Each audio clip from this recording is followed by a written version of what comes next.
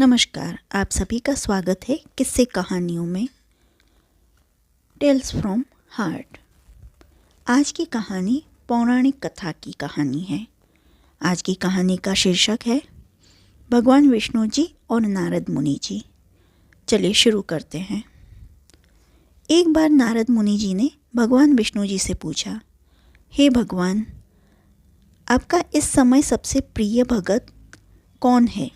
और विष्णु तो भगवान हैं, सो झट से समझ गए अपने भगत नारद मुनि की बात और मुस्कुराकर बोले, मेरा सबसे प्रिय भगत उस गांव का एक मामूली किसान है।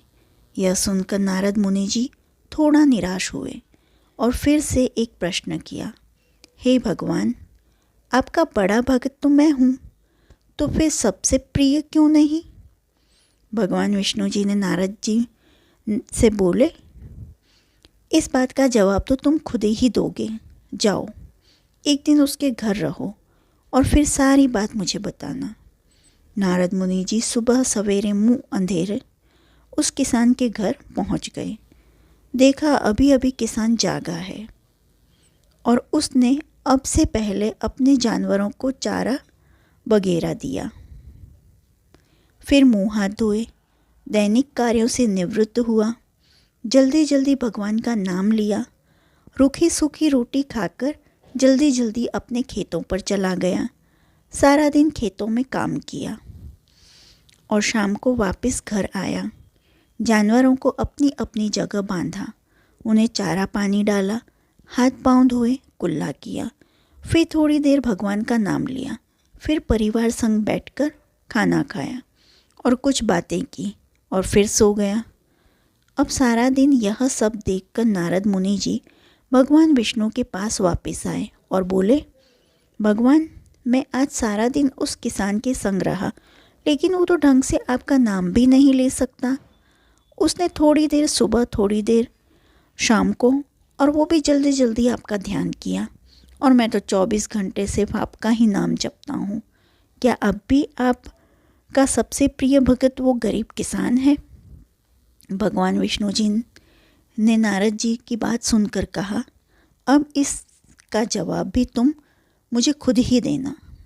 और भगवान विष्णु जी ने एक कलश अमृत से भरा नारद मुनि को थमाया और बोले, इस कलश को लेकर तुम तीनों लोकों की परिक्रमा करके आओ, लेकिन ध्यान रहे, अगर एक बूंद भी अमृत नीचे गिरा तो तुम्हारी सारी भक्ति और पुण्य नष्ट हो जाएंगे।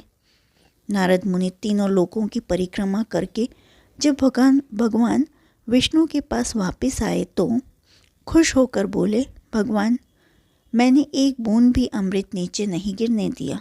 विष्णु भगवान ने पूछा, और इस दौरान तुमने मेरा नाम कितनी बार लिया, मेरा स्मरण कितनी बार किया?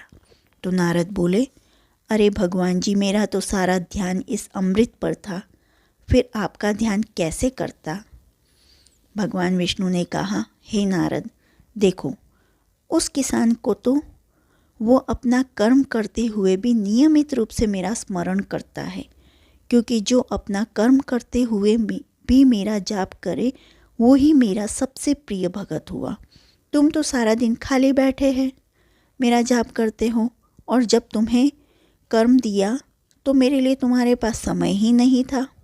तो नारद मुनि सब समझ गए और भगवान के चरण पकड़कर बोले, भगवान, आपने मेरा अहंकार तोड़ दिया, आप धन्य हैं।